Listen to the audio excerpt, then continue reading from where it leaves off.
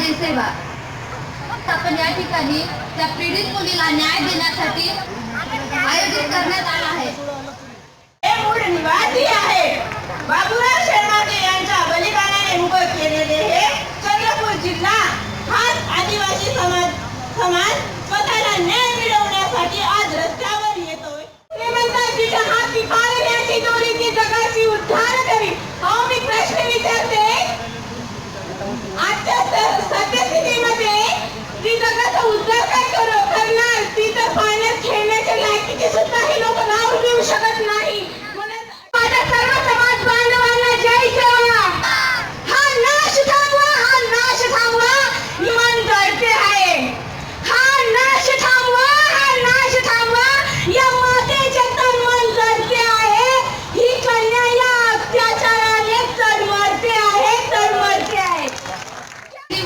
असे लैंगिक अत्याचार झालेले आहेत तरी सुद्धा असे राजकारणी लोक स्वतःच्या स्वार्थासाठी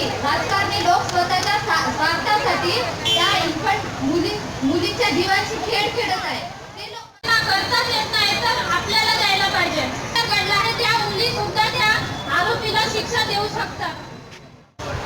जोपर्यंत इथे असलेल्या प्रत्येक बहिणी माझ्या बहिणीला येत नाही तोपर्यंत आम्ही मागे हटणार नाही. करायची घटना ही पहिली नसली तरी अंतिम असली पाहिजे, अंतिम असली पाहिजे.